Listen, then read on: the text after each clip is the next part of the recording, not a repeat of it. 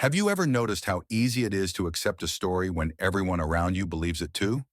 For most of human history, gods weren't just an idea, they were the explanation for everything. Rain fell because the gods willed it. Illness struck because of divine punishment. Birth, death storms, harvests, all of it was seen through a sacred lens. People didn't separate belief from life. Religion wasn't an option you could choose. It was the air you breathed. But here's the thing. That certainty, the one that wrapped entire civilizations, has been slipping. Quietly at first, then louder generation by generation. And if you look closely, you'll see something remarkable. Belief in gods is not holding steady. It's declining. Not just in one country, not just in a handful of communities, but across continents. Think about this. Back in the 1950s, Europe was almost entirely religious. Fast forward to today, and in places like the Netherlands, Sweden, and the Czech Republic, more than half of adults now identify as having no religion at all. In Japan, belief in astrology has outpaced belief in gods. And in the United States, a nation once defined by its devotion, 1 out of 3 young adults now describe themselves as non-religious. The numbers don't just trickle, they surge. According to projections by Pew Research, if current trends continue, the population identifying as non-religious could nearly double by the year 2050. Let that sink in. In just a few decades, what was once the bedrock of culture and identity could become optional background noise for much of the world. So the question is, what's driving this change? Why is humanity, after thousands of years of anchoring life to gods in scriptures, starting to let go? Why is the story that ruled over empires and shaped every law, ritual, and holiday now unraveling? That's what we're about to explore. Because behind the numbers, there's a deeper truth. It's not just about disbelief, it's about transformation. Education, technology, mobility, morality, psychology, economics. All of these forces are reshaping how we think about faith, power, and meaning. And here's the hook. What if this isn't the end of meaning at all, but the beginning of something more honest, more human, and maybe even more inspiring than the stories we once lived inside? If you want to understand why belief in gods is fading, you have to start with one of the most powerful forces in human history: education. For thousands of years, mysteries of the natural world gave religion its strongest foothold. Lightning meant the gods were angry. Plagues meant divine punishment. A healthy harvest was a blessing, and famine was a curse. When people didn't know why something happened, the answer was almost always supernatural. But once science started pulling back the curtain, those gaps began to shrink. When you learn that lightning is created by atmospheric pressure and electric charge, you don't need to imagine Zeus or Thor throwing bolts from the sky. When you understand evolution by natural selection, you don't need a divine hand sculpting every species. Education doesn't push people away from religion because of ideology. It does it simply by replacing "we don't know" with real explanations. It removes the shadows where gods used to hide. And it's not just about science. Philosophy, history, and critical thinking all train the mind to look at claims with sharper eyes. They encourage us to ask, what's the evidence? Does this hold up under scrutiny? And the truth is, when many religious ideas are placed under that light, they collapse. Technology amplifies this even further. For most of history, religious leaders controlled the flow of information. Sacred texts were guarded, sermons were the main channel, and questioning authority was dangerous. But now a teenager in a small town can stream debates, read scientific papers, and explore ideas from every corner of the globe. The internet shattered the monopoly on truth. Suddenly, doubt, dissent, and alternative perspectives aren't whispers in the dark, they're accessible with a single search. Mobility plays a role too. People today move more than any generation before them across cities, nations, and cultures. And when you step outside your hometown, you begin to see something striking. Every culture claims to have the one true faith. A Hindu child watches a Muslim family pray. A Christian meets a Buddhist monk. And in that moment, an uncomfortable question arises. If we all believe we're right, maybe none of us are. That's often where the unraveling begins. Globalization forces people to confront the diversity of beliefs. And once you see how arbitrary faith can be, how it depends more on where you were born than on truth, you can't unsee it. The monopoly of certainty fractures. The spell begins to break. Another reason belief is losing its grip is morality, or more specifically, the clash between modern moral values and ancient religious teachings. For centuries, religion claimed the high ground on ethics. It told us what was right, what was wrong, who we could love, how we should live. But today, those rules often feel out of sync with what people actually know from experience. Think about it. Younger generations grow up surrounded by friends who are openly gay, by women pursuing careers, by conversations about mental health equality and human rights. And then they hear religious leaders condemning same-sex marriage, shaming women for using contraception, or demanding obedience over self-expression. That disconnect hits hard. Instead of moral authority, religion starts to sound like moral regression. And it's not just the teachings, it's the institutions themselves. Scandals involving child abuse in churches, financial fraud by televangelists, or political lobbying by religious groups have left deep scars. People notice the hypocrisy. They see the gap between what is preached and how power is actually used. And nothing pushes people away faster than that kind of betrayal. There's also something subtle but powerful happening: the erosion of fear.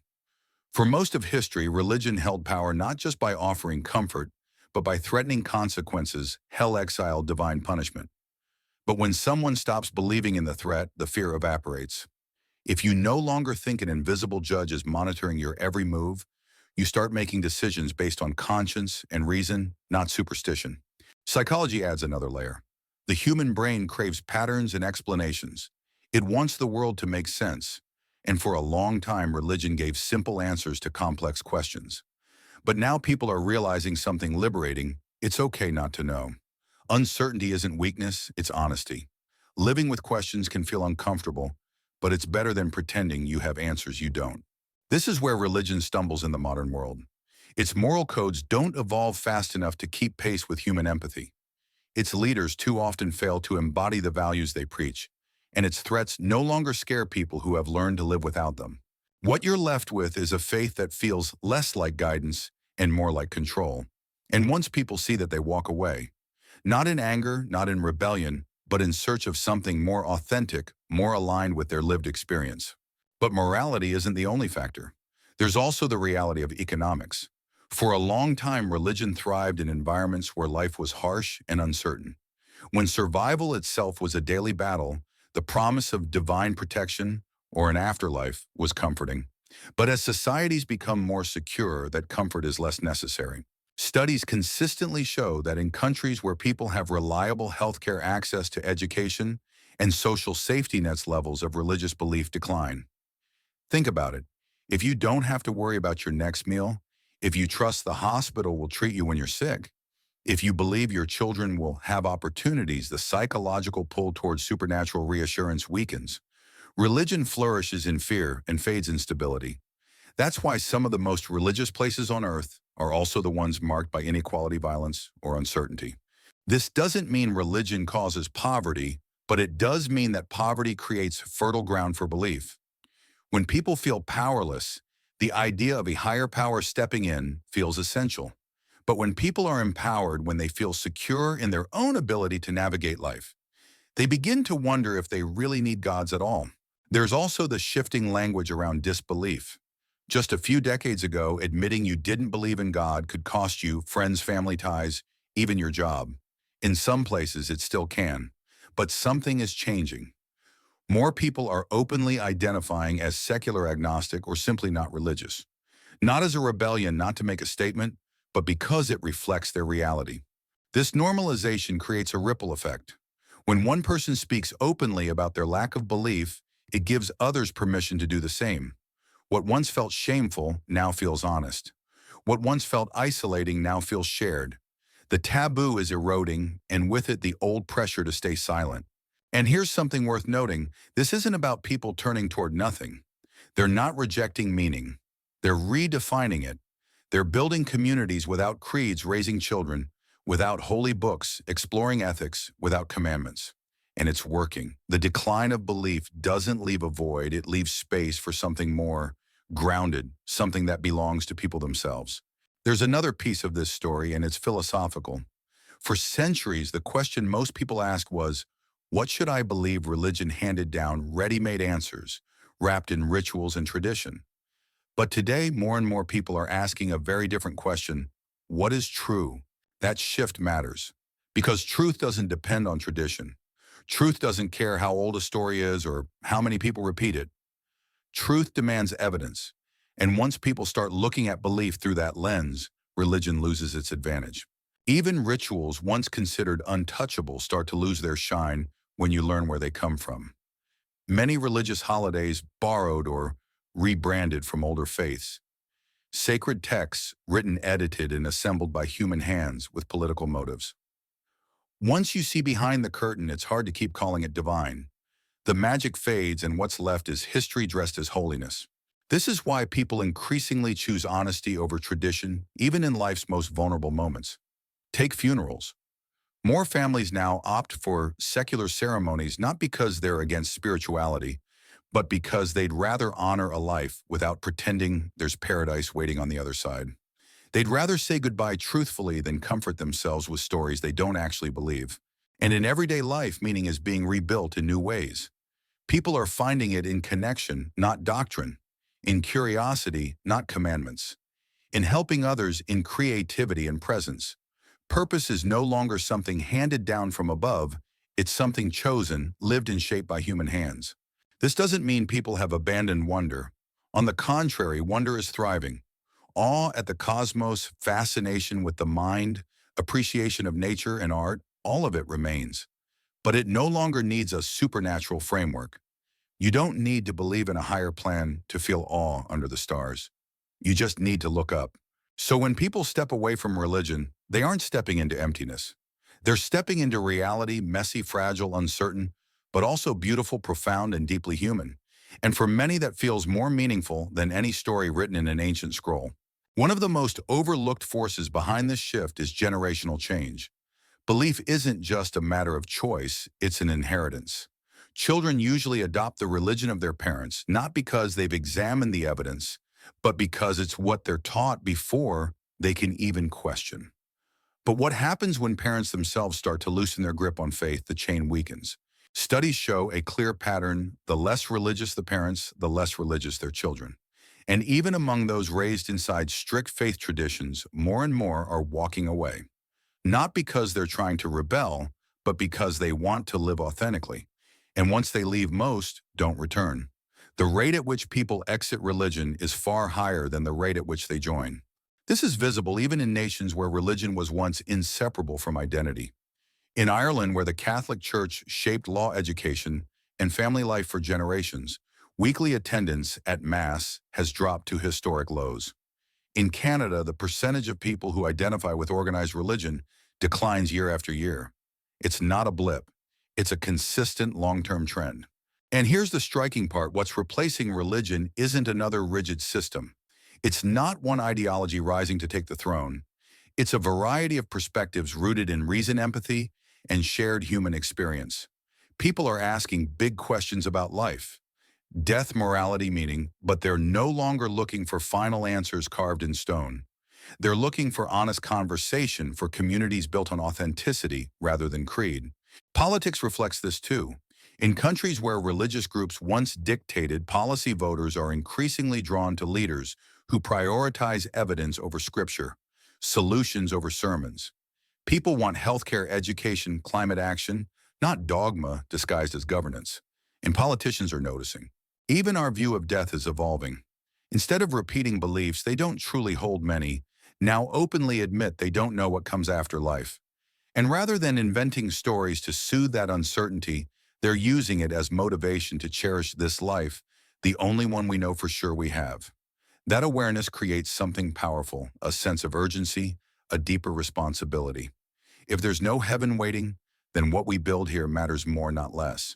When people let go of religion, it's not always dramatic. There's no lightning bolt, no headline moment. More often, it's a quiet realization that builds over time. One day the rituals feel hollow. The prayers feel forced. The words no longer resonate. And instead of clinging tighter, people simply stop pretending. This isn't about rebellion, it's about honesty. People discover they can be kind, generous, and compassionate without fearing divine punishment or hoping for eternal reward. They begin to see morality not as something imposed from above, but as something rooted in empathy, responsibility, and consequences. Helping a neighbor matters not because it earns points in heaven, but because it eases suffering here and now. And the data backs this up. Some of the most peaceful, prosperous, and equitable countries on earth, Norway, Denmark, New Zealand, Iceland, are also among the least religious. These societies prove that you don't need belief in gods to build fairness, happiness, or stability. What you need are strong systems, education, healthcare, justice, compassion. Those are the real foundations of a good life. That's why the rise of atheism isn't a collapse, it's a maturation. It shows a willingness to take responsibility rather than outsourcing it to the heavens. It reflects a readiness to ask harder questions instead of clinging to easy answers. Of course, institutions built on faith won't surrender quietly. They adapt, rebrand, soften their image, and fight to stay relevant. But erosion is steady. Exposure, transparency, and time chip away at the old foundations. And when people start pulling at the thread of belief, asking where the sacred texts came from, who wrote them, and why the tapestry unravels, the miraculous looks like myth. The divine looks human. The sacred looks political. In the end, what's left are just stories. Stories that once made sense to people who didn't have better explanations. But now we do. We don't need gods to explain thunderstorms when we understand electricity. We don't need demons to explain disease when we understand germs. We don't need holy men to tell us how to treat each other when we have empathy and reason. Life doesn't become easier without religion, but it does become clearer, more grounded, more honest. Honesty spreads. Sometimes it starts with a simple sentence, "I don't believe, and I'm okay." That's all it takes to break the silence. One person admits their disbelief, and suddenly others realize they're not alone. Doubt, once hidden in whispers, becomes part of the conversation. And when people see they're not isolated, the fear of speaking up begins to fade. This shift doesn't look like a movement with banners or leaders.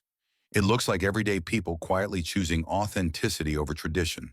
It looks like a coworker who skips church, a friend who says they're raising their kids without religion, a podcast that talks about doubt without shame.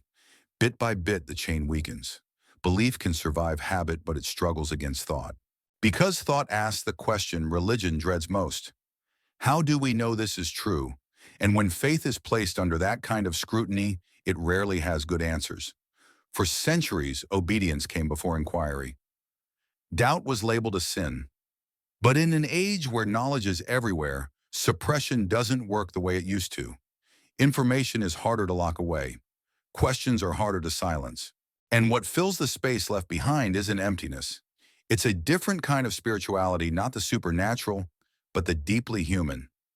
People are finding meaning in art and nature, in music, in connection. They're redefining spirituality as presence, mindfulness, creativity, and awareness. You don't need to believe in a higher power to feel awe at a sunrise or to be moved by a symphony. You just need to pay attention. That's the deeper trend behind the rise of atheism. It's not only disbelief in gods, it's belief in life, in reality, in humanity itself. Not because humans are perfect, but because we're all we have.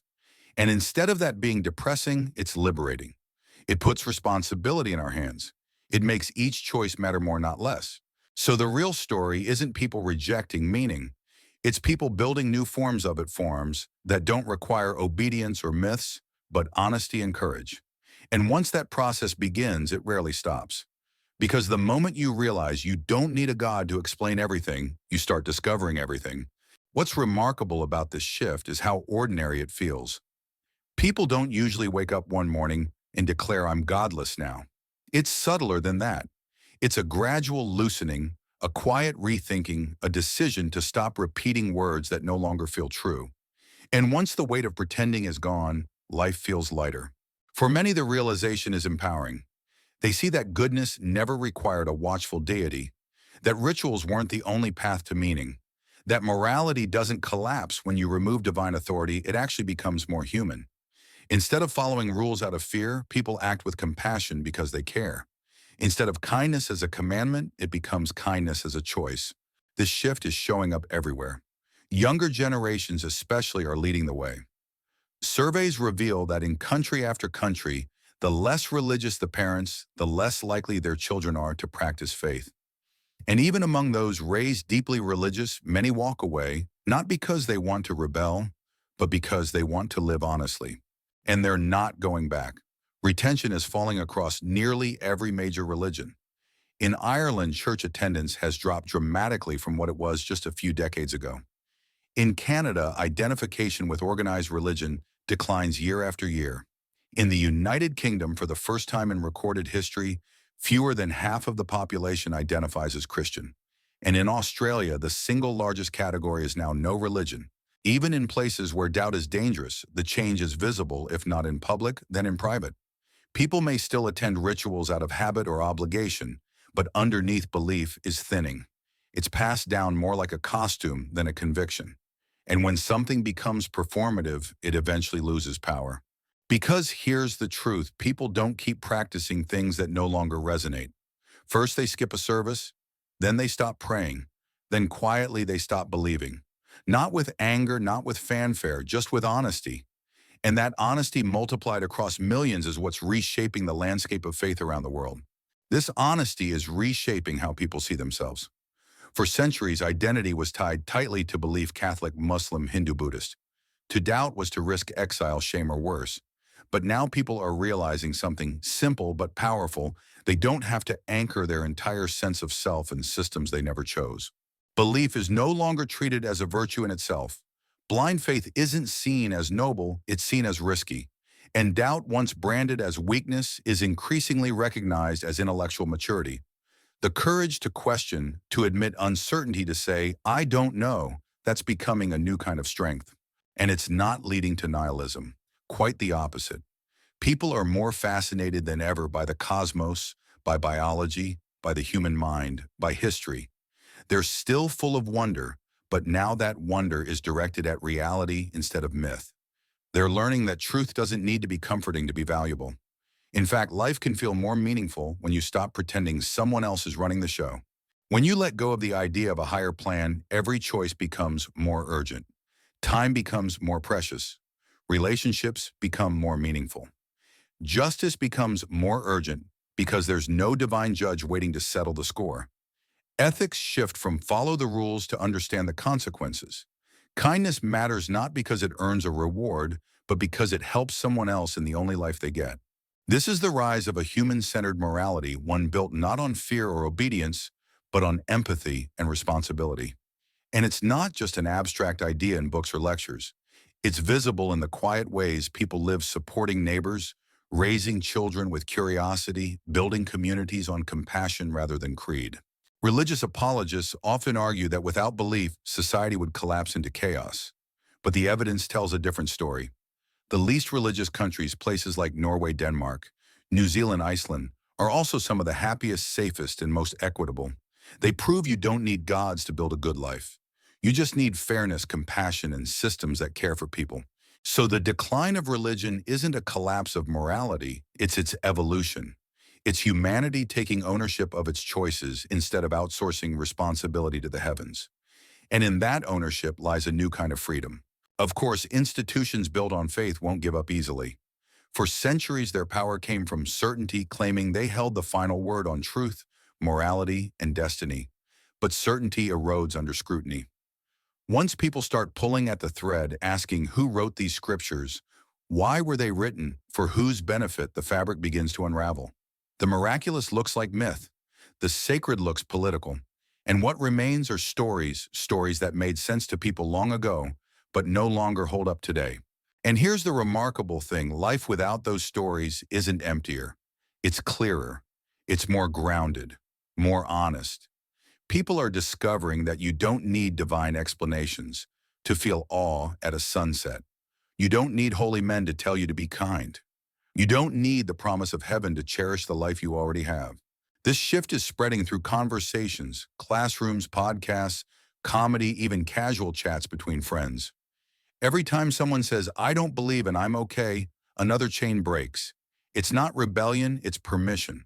Permission for others to admit their own doubts, to step into honesty, to realize they're not alone. And what replaces religion isn't despair.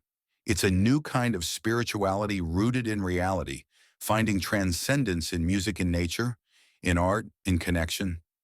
Wonder doesn't require a god. Meaning doesn't require myths. Purpose doesn't require a plan written in the clouds. These things are human, and they're enough. The rise of atheism isn't about bitterness. It's about clarity. It's about facing uncertainty without flinching. It's about valuing time because it's finite, cherishing relationships, because they're fragile, seeking justice, because no one else will deliver it. It's not the end of wonder, it's wonder finally set free from superstition. And that's why this moment in history matters. For the first time, belief in gods is truly optional.